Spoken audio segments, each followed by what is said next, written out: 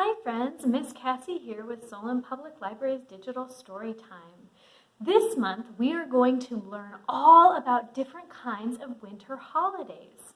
But first, we need to start with our welcome song, which means we need to get our clapping hands ready. So we're going to wiggle our fingers and shake our hands and rub them together really fast, really fast, really fast. And put them on our knees. All right, here we go. If you want to read a book, clap your hands. If you want to read a book, clap your hands. If you want to read a book, have a seat and take a look. If you want to read a book, clap your hands. All right, what do we do after we clap our hands? That's right, we stomp our feet. If you want to read a book, stomp your feet. If you want to read a book, stomp your feet. If you want to read a book, have a seat and take a look. If you want to read a book, stomp your feet. What do we do after we stomp our feet? That's right, we twirl around. If you want to read a book, twirl around. If you want to read a book, twirl around. If you want to read a book, have a seat and take a look. If you want to read a book, twirl around. All right, for our last verse, we're going to be as quiet as we can, and we're going to whisper, hooray. If you want to read a book, whisper hooray, hooray. If you want to read a book, whisper hooray, hooray. If you want to read a book, have a seat and take a look. If you want to read a book, whisper hooray, hooray. Our theme song this month is going to be a little different than usual because it's going to change just a little bit each week depending on what holiday we're talking about.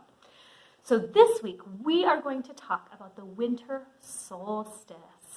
So the last line in our song is going to be, and light up the dark, because the winter solstice is all about the shortest day of the year and how it only gets lighter from there. So we have some actions we're going to do with this song every week. The first one is we're going to clap. Can you clap along with me? Great job, just like that.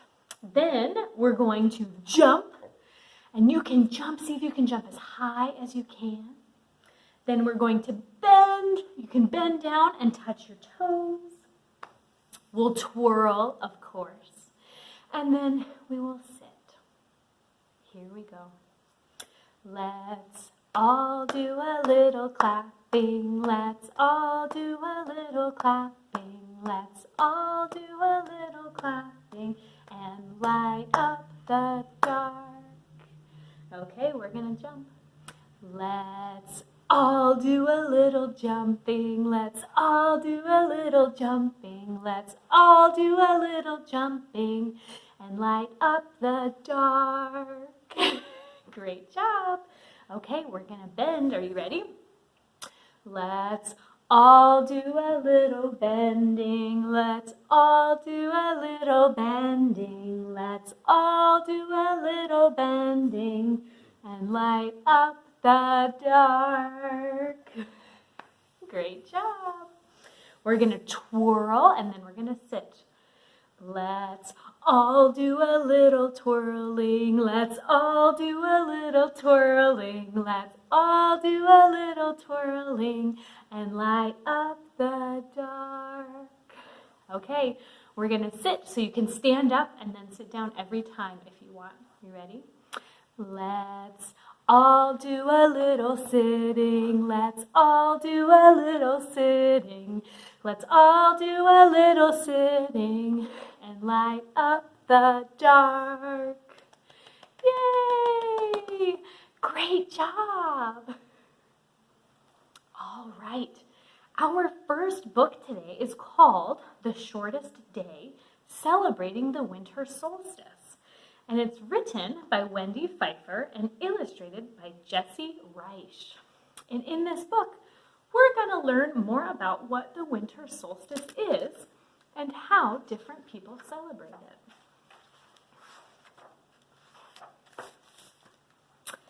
In late autumn, in the northern part of the world, that's where we live, squirrels hide nuts, foxes grow thick coats, and flocks of birds fly to warmer places.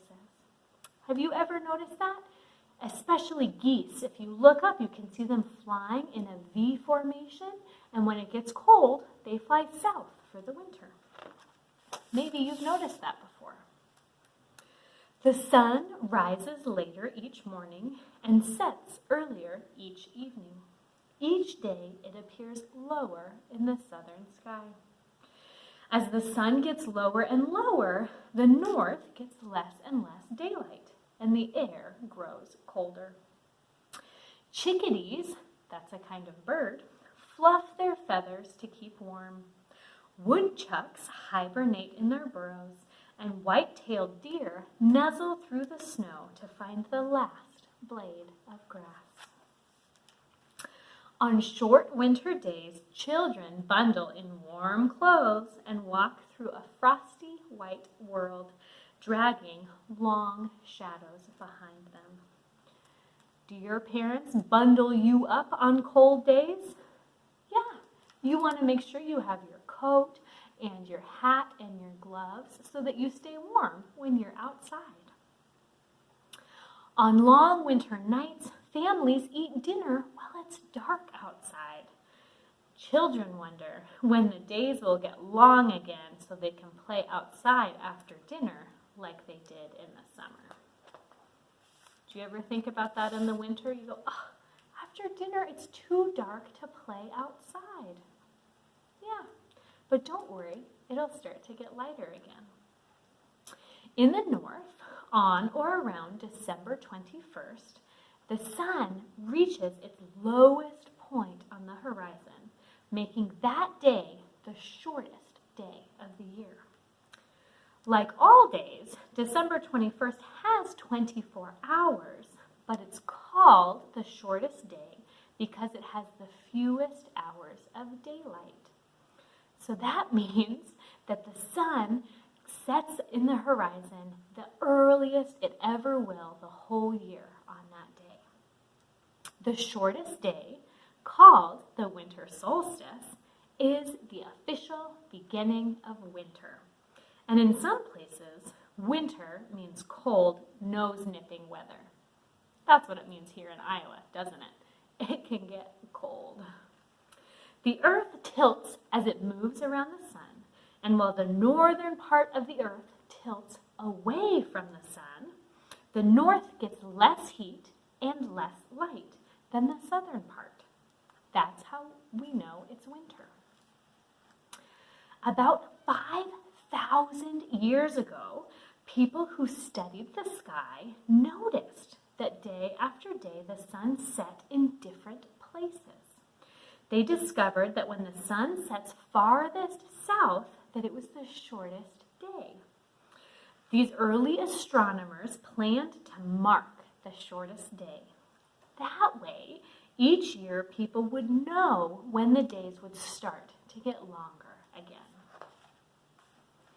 On the day when the sun reached its southernmost point in the horizon, the astronomers carried out their plan. Workers stacked stones to frame the setting sun.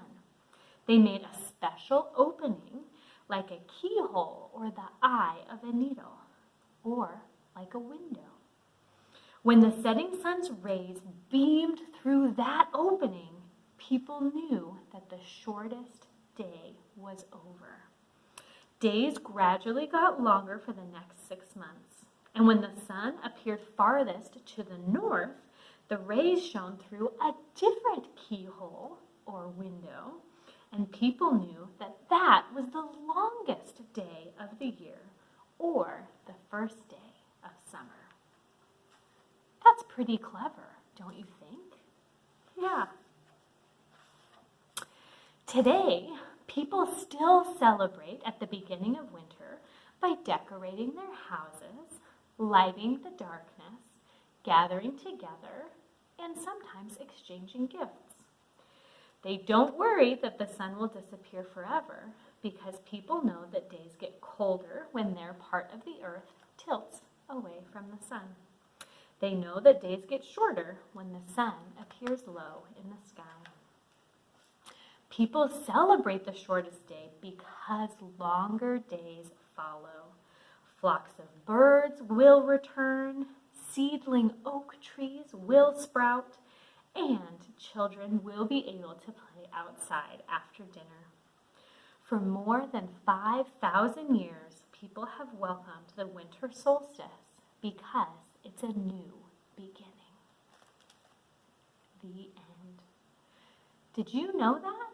Did you know that there were days that had less daylight and days that had more daylight? If you think about it, you probably did know that, but maybe you just didn't notice. In the summer, there's more time to play outside, and it's not just because school is out. It's because the sun is in the sky for longer than it is during the winter. Pretty cool, huh? We're going to sing a song about snow because that's the kind of weather that we get often in the winter. So this song is called Snow is Falling Down, and we're going to do some actions. Our fingers are going to be the snowflakes falling down. And when you walk in the snow, if you drag your feet, it kind of makes a swish, swish sound. And so we're going to make that sound with our hands, just like this. Okay, that's what we need to know for our song. Are you ready? Let's go. The snow is falling down. Shh. The snow is falling down. Shh. Swish, swish, swish, swish. The snow is falling down. All right, we're going to sing it again, and we are going to be as quiet as we can. The snow is falling down. Shh. The snow is falling down. Shh. Swish, swish, swish, swish. The snow is falling down. All right, now we're going to be as loud as we can. The snow is falling down. Shh. The snow is falling down. Shh. Swish, swish, swish, swish. The snow is falling down. Yay! Great job, friends. This song is called Candle, Candle. And we are going to learn one of the signs in American Sign Language for candle. So we have the wick of our candle right here with our finger, and our hand and our arm are the body of the candle. And then our other hand is the flame on the candle. You can kind of wiggle your fingers like that. It's the little fire at the top of the candle. And in this song, we're going to light our candle just like this, and then we're going to blow it out. Are you ready? Here we go.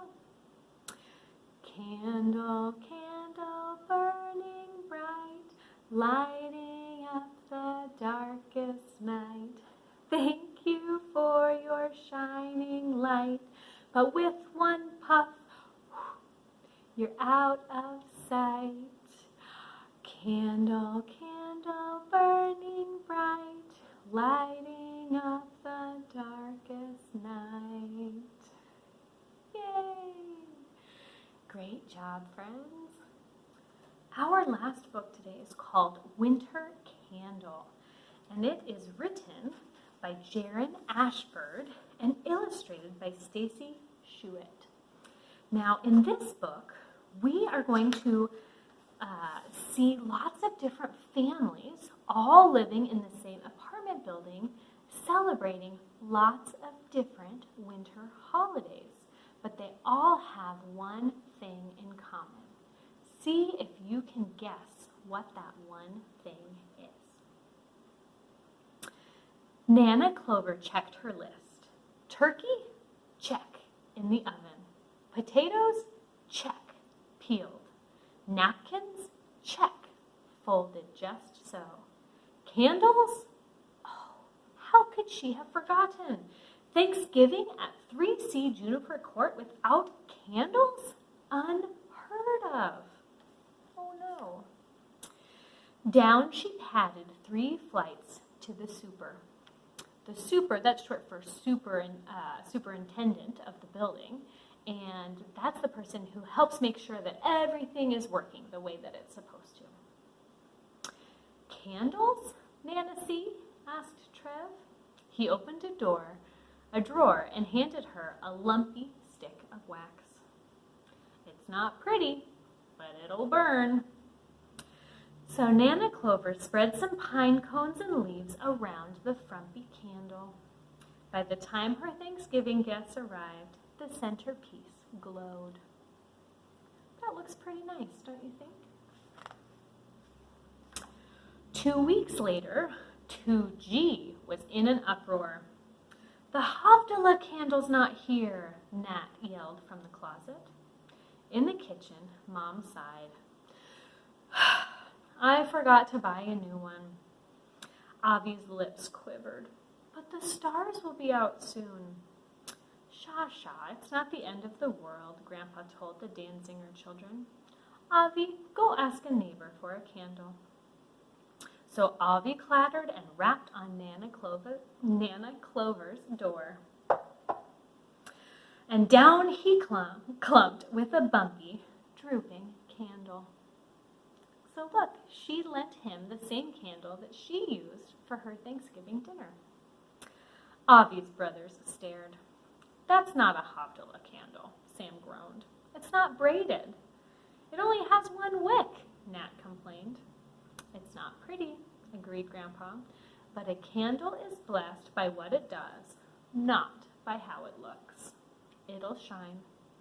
And shine it did as Mom raised it high. Grandpa said the blessing to end the Sabbath. Avi held his hands to the light. They'd never had a Havdalah candle that burned so bright. So that family was celebrating the end of the Sabbath, the Jewish holiday, with that same candle. 4 mornings later, it was 4D's turn for disaster. It's broken, Kirsten wailed. Liv came running. 1, 2, 3, 4 candles on the St. Lucia crown, and the 5th one had split in 2. Our cousins will be here any minute, said Kirsten. How can I be St. Lucia with only 4 candles? Liv started to cry. No St. Lucia crown and no special St. Lucia breakfast. Girls, we have plenty of time, Mom reassured them. Kirsten, go ask a neighbor for another candle.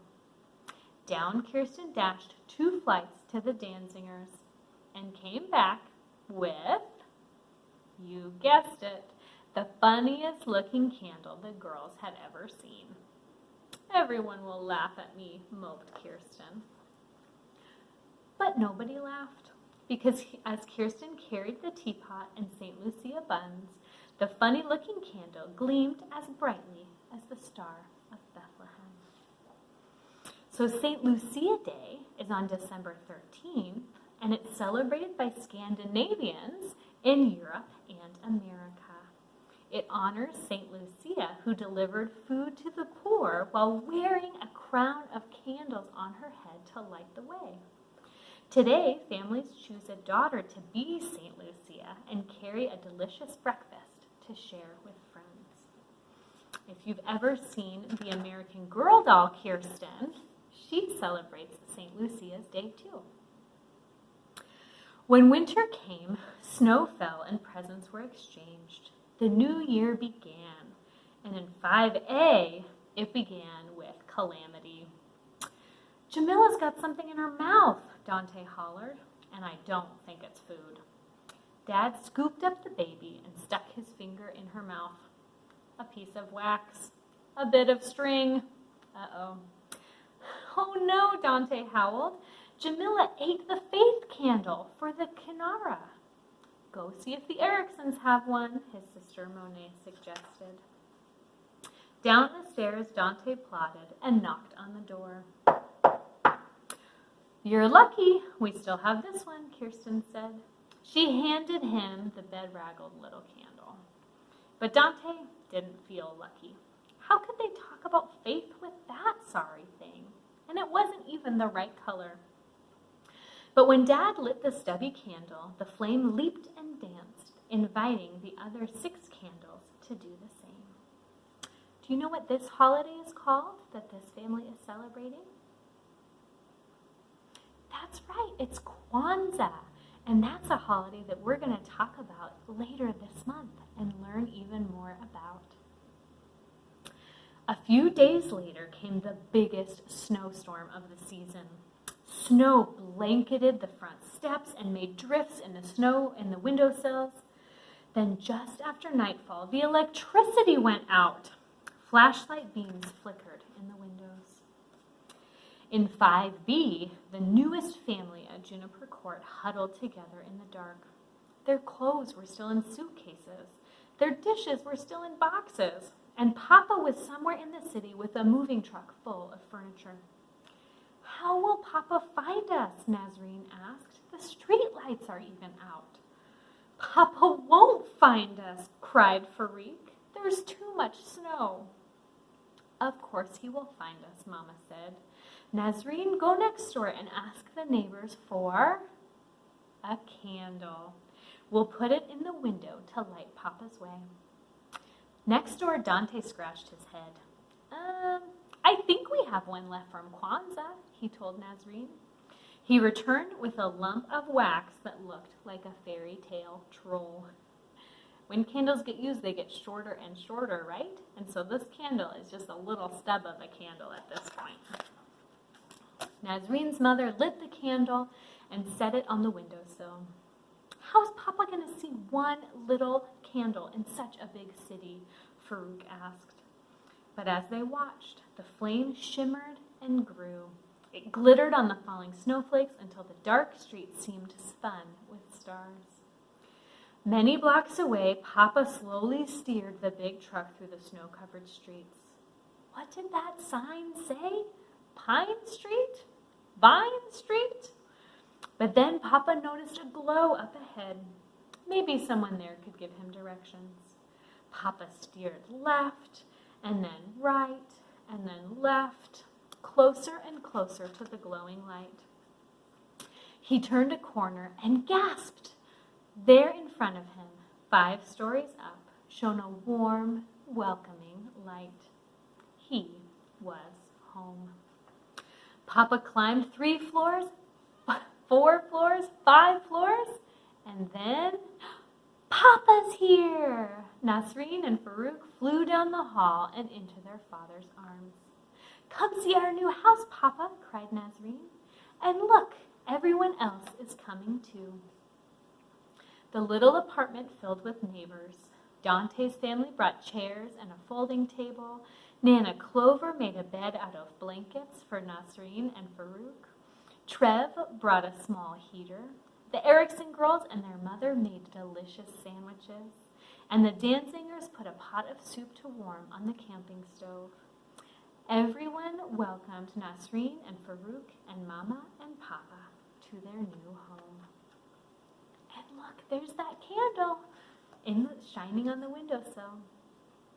The gnarled little candle glowed so brightly in the window that when the electricity finally did come back on, no one even noticed. The end. Isn't that wonderful that all of these different families who have different traditions, they all had something in common, a couple things. One, they all used candles in their celebrations. And 2, they were all generous and caring to each other in their apartment building and in their neighborhood. I think that is a lovely lesson. Okay, friends, it is the end of our story time this week, which means it's time for our goodbye song. But first, we want to say a special thank you to the Solon Public Library Foundation. The Solon Public Library Foundation is a nonprofit organization that helps support the library building and library programs. And they are the sponsor of this week's story time, which means they're the ones that have helped make this program possible. So we want to give them a special thank you. They're sponsoring all of the story times in the month of December. And now we'll sing our goodbye song. We read a book, and we played a game, and we sang a song together. We read a book, and we played a game. We had a fun adventure. Now go read a book and go play a game and sing a little too. Go read a book and go play a game. We'll see you back here soon. See you next time.